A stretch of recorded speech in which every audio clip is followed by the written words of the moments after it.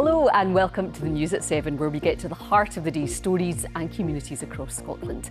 Tonight, a test case of land reform laws.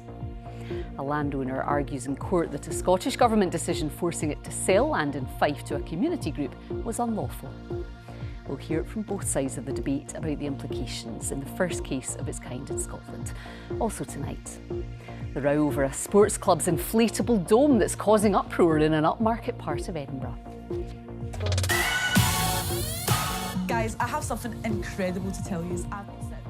And we hear from the glamorous world of Scotland's biggest influencers as the hit reality show The Agency returns to our screens.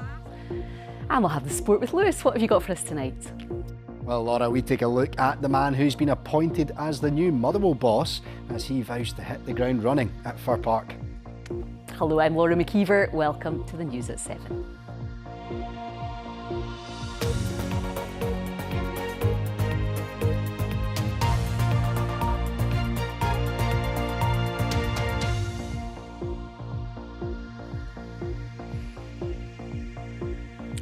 An overgrown garden in St Andrews has become a thorny issue amid a row over the future of the site and a test case of recent changes to the law around land reform.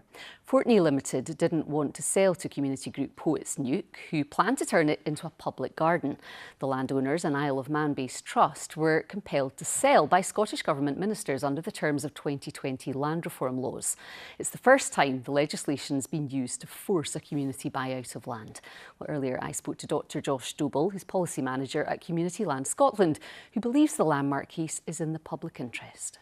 There's a bigger structural benefit here in terms of what's going on because of the precedent that could be set if this particular case goes through and finds in favour of the Scottish Government and in favour of the community. What would you say then to those that own the land and others that maybe agree with them that say, you know, they did have legitimate plans for this site which were rejected. They put forward a few proposals to the council that were rejected. So they might argue this land wasn't neglected. They were actually trying to repurpose it. So I can't speak on the particulars of the planning permissions that they tried to get through, but from our point of view, if they'd acted on the recommendations from those planning applications and had pursued other potential avenues, particularly with the community, then maybe there could have been a different outcome. But the really important point for us from this legislation is the fact that this sets the precedent that if you're going to own and manage land in Scotland, you do so in the public interest. So your ownership of the land means that you're delivering wider benefits for the community or for wider public benefits that could be climate or biodiversity and things like that. The fact that the Scottish Government has come out so strongly in support of this, we see as a really encouraging precedent, and we want to see that rolled out because landowners who engage, as community landowners do, engage with public interest concerns, and they really focus on, you know, how do we maximise what this land is doing and deliver for everyone in this local area. They're working with the public interest. They have nothing to worry about. If you're an absentee owner or you're an owner that's sitting on land because you're waiting for the price to go up or you're speculating, you're not using that land as productively as you could. You're not working in the public interest. And maybe someone else should own it. And that's the kind of precedent it sets. And it really puts... It's not a dangerous precedent then. Some might say that it could ultimately be. No, so we see it as a really exciting precedent. And so if it causes a bit of noise within the kind of Scottish land sector, really, the really important thing to remember is that this is just aligning us with a lot of other European countries and a lot of other countries internationally who have these kind of laws in place. Well, that's the feeling from Community Land Scotland. But Stephen Young, who's Director of Policy at Scottish Land and Estates, is among those worried about what precedent this decision could set. We don't disagree that communities should have the ability to seek intervention if land is truly abandoned or neglected, but I think it has to meet the tests that are laid out in the legislation. When the Act states that transfer should only occur if it's the most practical way or the only way of achieving benefit for the community. Well, the argument put forward was that the other plans that had been proposed for this particular piece of land weren't approved by the local council. This was a way of having this land put to better use and in the interests of the local community. Have you ever any reason to believe that that wouldn't have been the case? I'm not up to speed exactly on the exact case of this, so it's hard to comment. Now, what I would say is any landowner who's trying to make attempts to improve land or change use should that's not really what would be termed as abandoned and neglected land. So I think giving them the opportunity to bring forward more ideas would be good. Now, this was the first case of its kind in Scotland, wasn't it, in regard to this legislation? What do you think the repercussions could be? Do you think we could see future cases now, similar cases?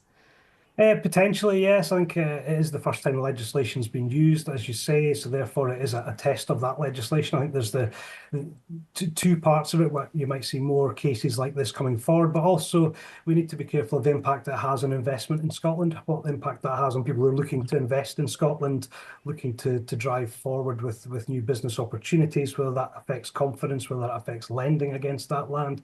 So the impacts could be quite severe in the long term. So it's important that this is well thought through. What do you think should change then in the future in regard to decisions like this when you're trying to balance public interest and also commerce, business essentially? Yeah, it is always about that, what's in the public interest, and it's making sure we're using the legislation properly and for its intended purpose. So this is not about just having a change of ownership as such. It has to be about the benefit to the community, and that has to be clear. And it has to have to be clear that it meets the tests of the legislation and in the spirit of which the legislation was intended. Well, if you'd like to have your say on this story or any other, we always love to hear from you. Our email address is there on the screen now, news7@bbc.co.uk. That's news7@bbc.co.uk. Next tonight, BBC Scotland presenter Janice Forsyth has announced that she's standing down after being diagnosed with early onset Alzheimer's disease. The 65-year-old's worked at the BBC for more than 30 years, presenting a variety of shows, interviewing the likes of David Bowie and Billy Connolly. Janice said the diagnosis came as a huge blow, but that it also provided her with some relief. In a statement, she explained that since 2022, she'd been finding some tasks, such as navigation, difficult. Well, joining us now is Jennifer Hall from Alzheimer's Scotland to talk more about the disease and some of the impacts it can have. Jennifer, welcome. Thank you for coming in, and I'm sure you'll want to join all of us just in wishing Janice well after this announcement today. Absolutely. And first of all, I'd just like to say that we have the utmost respect and admiration for Janice in coming forward and choosing to go public with that diagnosis. I can't tell you how much it does to challenge stigma, which is often a huge barrier for people when reaching out to take those first steps towards a diagnosis. Tell us more about some of these early symptoms that people can experience. Janice talked about anxiety and also difficulty with tasks like navigating. Are those fairly common early symptoms? I think they're the lesser known and they're the lesser. Often when we speak about dementia, the first signs are around forgetfulness and confusion. It's closely associated with that. But it's such a unique experience. So depending on the individual, there might be sensory changes, there might be personality changes, there might be problems with anxiety, depression. So it's really, really important that if a person is noticing that there is changes taking place that is out with their norm, that they reach out and they get advice from their GP first and foremost. It's even more important then to talk about things that might be lesser known symptoms. And how would you advise somebody then to take that on if they are feeling like something has changed? If somebody is concerned about changes that they're experiencing, or they might be concerned about changes that they're seeing in a loved one, reach out and ask for help. Alzheimer's Scotland has a 24-hour free phone dementia helpline, and it's there round the clock for people to contact us as a first point of contact to talk about some of those changes. What I would say is that arming yourself with knowledge is absolutely power in any case. So finding out what support is available, what those symptoms might look like, and also some people might need a bit of encouragement in how they have that conversation with their GP, because that can be a hugely daunting experience as well. And we speak to people every day who sometimes describe not feeling listened to. So it's really important that they feel reassured and confident in having that conversation. But the GP is the first point of contact in any case. And just briefly then, if you are supporting somebody, a friend or family member through that will be really important too, to know these things. Absolutely, yeah. And there's so much in Scotland particularly. If somebody gets a diagnosis of dementia, anyone who receives that diagnosis is entitled to a minimum of 1 year's post-diagnostic support. So knowing where to look in terms of what support might benefit the person, might help them thrive. That's really important as well. It can be difficult to know where to start, but there is a range of support that's available across the country. So finding out where that exists for you locally is really important. And that will be there from your organisation, others, BBC Action Line 2. Listen, Jennifer, thank you so much for coming in tonight. Thank you. Good to see you, thank you. Now, it has been built to provide cover for some tennis courts, but a giant inflatable dome, which has been likened to a huge bouncy castle, has caused uproar in an upmarket area of Edinburgh. Residents in Stockbridge have dubbed the structure an enormous zit and say it blights the area's Georgian architecture. Some locals say they're also being kept awake by noise and vibrations. Richard Forbes reports. In the Grange cricket ground behind me sits an A-listed pavilion. It was built in 1892. Next to that is a more modern addition. This large inflatable dome you see behind me was put up in October last year. It houses the tennis courts. Now, if you're familiar with the noise that you get from a bouncy castle and the fans that keep them up, then you'll get some idea of the noise that's generated here 24/7. It's something the neighbours are not happy about. They objected to the council when the plans were first put forward, and the local authority agreed with the residents and permission was refused. However, the case then escalated to the Scottish Government, who sided with the Grange Cricket Club, and the dome was allowed to go ahead. The residents now fear it will be a permanent feature. Well, we used to see the Grange's old building, which was just beautiful, and the tree line right up into Inverleith Park, and then on to the Fetties. The whole skyline was beautiful. Now we have a bouncy castle, and it's huge. I mean, it's not just something you can miss, and their attempt to camouflaging it's just a joke. It really is just a joke. In response, the Grange Club said, whilst a small number of residents have undoubtedly had views from their properties affected, the new facility is open to the wider community and has been proving highly popular within and out with the Stockbridge area. Another resident told us that the background hum from these fans keep him awake every single night, and things have got so bad he's now looking to move home. They've started a petition calling for the fans to be soundproofed and for something to be done about the size and appearance of the large dome. Richard Forbes, reporting Scotland. Right, let's get a roundup now of the stories making the BBC News app in Scotland. A fatal accident inquiry has begun into the death of an 11-day-old baby at Glasgow's Royal Hospital for Children. Sophia Smith died in 2017 after contracting an infection similar to MRSA, which developed into sepsis. The nurse Sandy Peggy, who's in the middle of an employment tribunal against NHS Fife, has been called to a separate disciplinary hearing by the Health Board. The Norwegian company Mowi says it's bought 2 uninhabited Scottish islands where it plans to build new salmon farms. They're Sanda off the Kintyre Peninsula and Flatahuin off Northern Skye. And permission is being sought to demolish one of the oldest industrial buildings in Scotland. Carley Mill in Innerleith and in the Borders has severe structural issues. Well, for more information on all of these stories, you can scan the QR code. It's there for you on the screen now. It will take you to the BBC Scotland News app, where there is much more for you, including the story of a company near Stirling that's been fined after 2 workers were injured. Now, reintroducing wolves to the Highlands could help native woodlands grow and keep red deer numbers under control. That's according to a study by researchers at the University of Leeds. They say it could help the problem of deer eating tree saplings, which stops natural woodland regeneration. The study suggests about 170 wolves would be needed to reduce the red deer population. Well, Professor Dominic Spracklin is the lead author of the study and is with us now. Good evening to you. Just tell us more then about the research. How did you work this out? Good evening. Yeah, we wanted to show the positive ecological benefit that wolves could have in Scotland through controlling red deer populations and helping native woodlands expand. And we did that by combining a model of red deer and a model of grey wolves, which calculates that interaction between the wolf and the deer in terms of the wolf preying on the deer.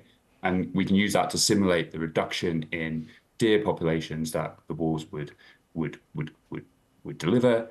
And then we can use that to calculate how woodlands would expand and the amount of carbon that those new woodlands would be able to store and sequester, and how that is going to help address the climate emergency.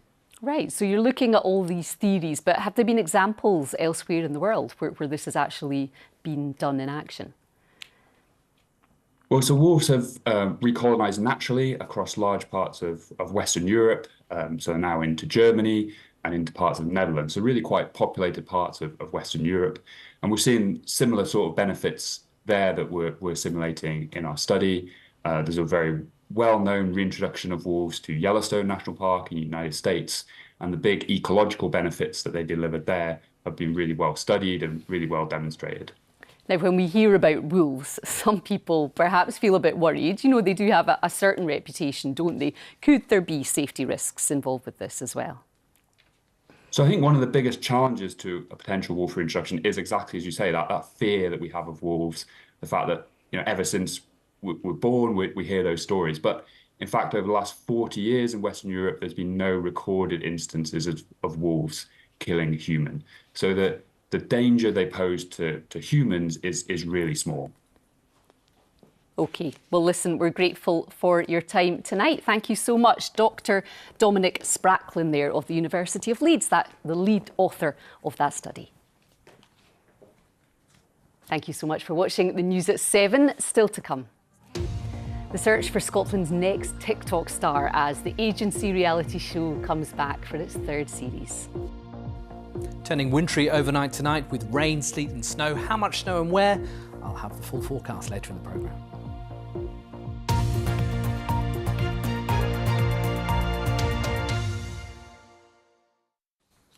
Yes, some snow is on the way. Christopher will have a full forecast shortly. But first, let's get the sport with Lewis. Thank you very much, Laura. Hello there. Celtic manager Brendan Rodgers says anything is possible as they look to overturn a 2-1 home defeat to progress to the last 16 of the Champions League. They face Bayern Munich at the Allianz Arena tomorrow night. Our sports news correspondent Chris McLaughlin is there for us. Chris.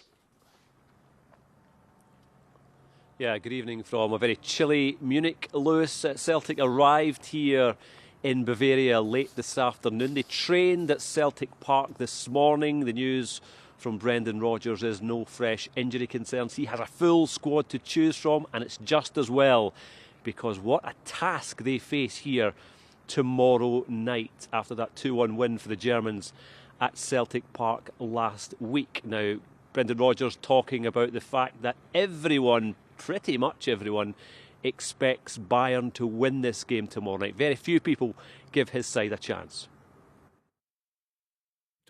Everyone will look at this game and us being the underdog in the game, and that's totally understandable. That doesn't change for us. We're still very mindful to be super competitive in the game, and as I said, we know that if we can play to our level, then it can make the game really difficult for Bayern.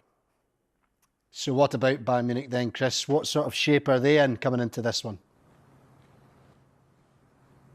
Yeah, in general, Lewis, they are in very good form, although they did draw against Leverkusen at the weekend. Some intrigue in terms of injuries to the England captain Harry Kane. He took a sore one to the face, had to be taken off. He didn't train with Bayern this morning. Now, his manager, Vincent Kompany, was asked, will he be available? He said, look, we don't know yet. He should be okay. Then a Scottish journalist followed that up by saying, look, what are you saying? Will he start? Will he not? This was his answer. Yeah, basically I blurred the lines on the question. I just threw up a smoke, or it was basically a smoke bomb, what I said. But so I keep blurring the lines. We'll see tomorrow. And there will be more from Chris McLaughlin in Munich tomorrow evening too. Now, new Motherwell boss Michael Wimmer has vowed to hit the ground running after being appointed as Stuart Kettlewell's successor. The 44-year-old German began his coaching career in the academy setup at Nuremberg before moving to the Bundesliga side Augsburg as assistant manager in 2018. He was also number 2 at Stuttgart before a stint as caretaker manager in 2022.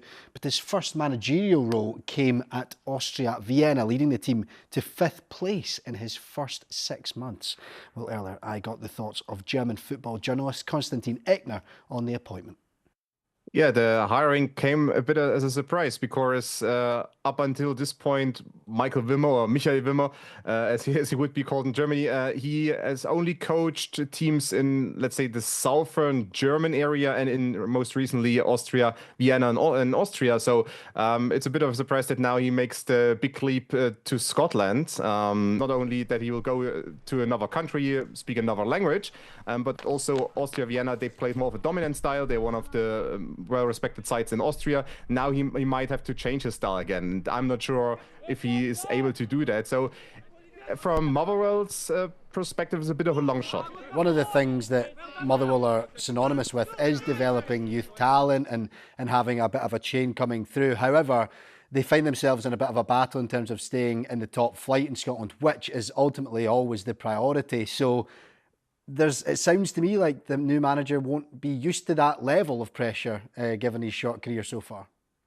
I mean, the pressure was always high when he was in Vienna because Austria fans and higher ups, they expect their team to win the domestic championship. But it's a bit of a different story if you are in a relegation battle and try to stay up and not be relegated to the second division. You are completely, of course, correct there. And in terms of his playing style, he coached, I think, 100 games under Pellegrino Matarazzo. So he served as the assistant coach under Pellegrino Matarazzo, the New Jersey born now more German-based coach at Stuttgart, and there they played a intense style, something you would expect from German coaches, I think, these days.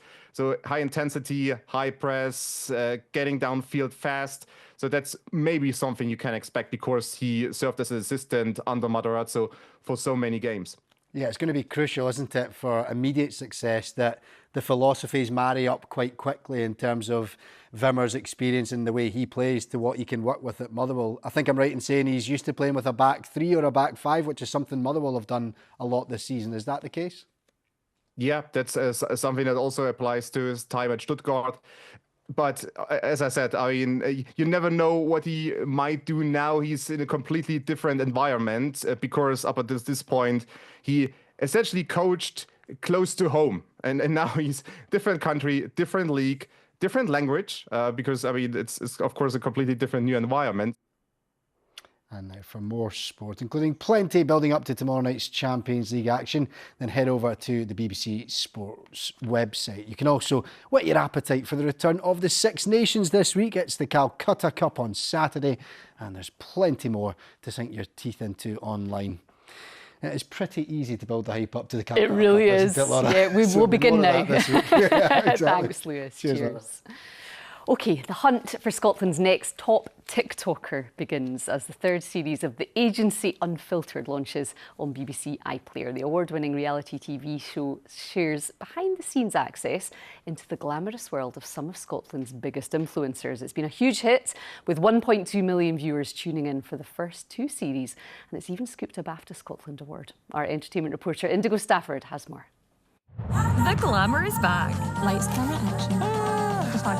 Kirsten Cameron and Amy Moore own Scotland's largest influencer agency, managing some of the country's biggest social media stars. The success story of their Hamilton-based firm Aquarius Creative has captured audiences on the Agency Unfiltered. For people who don't understand the concept of an influencer, what is an influencer? It's someone that influences their audience. Like, you'll see in one of the episodes I go on a big tangent about what actually an influencer is, and it's not just that fashion model that posts picture perfect photos on Instagram anymore.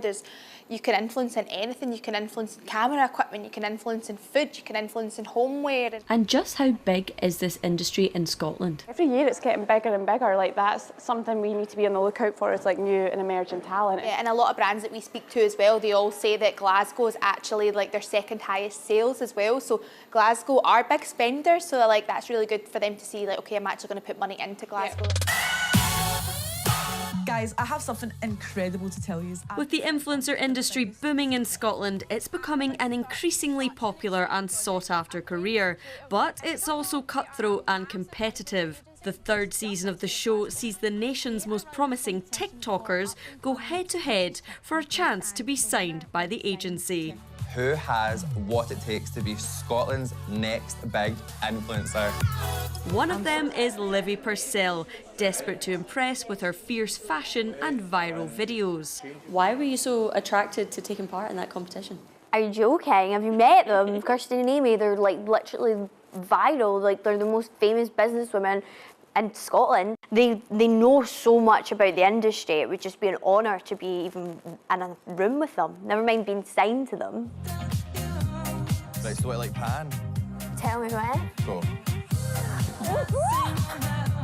What is the best thing about being an influencer and what's the negatives as well? For me, I find it quite easy. I do find it easy. It's fun putting on different outfits and talking to the camera, and like when you've got no one else to speak to or something that I'm struggling with in life, and well, that's what I do. I go onto my platform and I cry about how depressed I am and I don't want to get out of bed today, but I had to, and it cheers you up. So that is definitely it for me. Like, it's really helped my mental health, surprisingly. Something that I probably don't like is I do get a bit embarrassed. Really? Yeah. And because I'm on my own a lot, like I need to stop and say, excuse me, will you take a picture of me? But I've kind of came to terms with it now, because now I can go, well, actually, I'm on a BAFTA award-winning series and I'm a TikToker. So only that. Indigo Stafford, reporting Scotland. And you can catch the first episode of The Agency Unfiltered on this channel at 10:30 tonight, or you can watch all episodes now on BBC iPlayer. Weather time now. Christopher's here. There are a few flakes of snow today. Yes, and a few more overnight as well, Laura. In fact, there's a lot going on this week. Yeah, there really is, isn't there? Temperatures are going to climb by the end of the week, but as you mentioned, some wintry weather as well. Let me show you some pictures that have been coming into us today. Lovely blue skies there from Mrs. Mack in Dornoch, but it was rather grey for many parts of the country. Leaden skies there in Glasgow, and a few wintry flurries, as Laura mentioned. Bit more wintry weather on the way overnight tonight. Let's see what's happening. Yes, we've had high pressure for a number of days now, but through the course of this week, that tends to lose its grip and low pressure takes over. The Atlantic roars back to life, sending weather fronts and rain our way, but crucially much milder air. That's for the end of the week. Before we get there, let's talk about overnight tonight, because there is a mixture of rain, sleet and snow on the way. A Met Office yellow warning in force from 3 a.m. right through until midday tomorrow, because we've got cold air in place and then this feature moving in, bringing that spell of rain, sleet and snow. Snow, well, several centimetres above around 200 metres, but even to lower levels we could well see a bit of a dusting. So it's a wintry start to the day tomorrow, a cold start. Some freezing rain in places. That means treacherous conditions on untreated roads and surfaces. Temperatures barely above freezing. Windy around the northeast coast, certainly through the Minches. We could well see some gales here through the course of the day. Now, whilst we start the day rather cloudy, wet and in places wintry, it should improve with that system clearing away to the north. That means it'll slowly dry up, but it won't brighten up. It remains cloudy, grey and cold. Temperatures much the same as today, 4 to 6 Celsius, still windy on the west coast there. Those black arrows indicating wind gusts. What about the mild weather? Well, you can see as we head through the extended outlook towards the weekend, milder air is moving in from the southwest, but it's going to take a time to arrive. So this is Wednesday, still cloudy, another weather front moving in, bringing some outbreaks of rain, wintry on the higher ground, still just 6 or 7 Celsius despite those southerly winds. As we approach Thursday, though, we start to see something a little bit milder take over. With it, though, rain, so it's mild and wet, 11, 12 degrees. And Friday is similar, but you can see the amount of rain on the chart there with weather fronts moving in. Take a look at the numbers, 14, 15 Celsius down south. We could see that on the Murray coast as well. Here it is on the outlook. Tuesday and Wednesday, 6, 7 degrees. Beyond that, much milder indeed. That's the forecast, Laura. Wow, it's like a swing from winter to spring within the week. Yeah. We'll keep everyone posted though, won't we, Chris? We will indeed. Thank you so much. And thank you very much for being with us tonight. I'll be back again tomorrow at 7 at the same time, and you can stay up to date in the meantime on the BBC News Scotland website, and in the morning in case there's any weather problems over on BBC Radio Scotland. Thanks for joining us, and we'll see you tomorrow. Bye for now.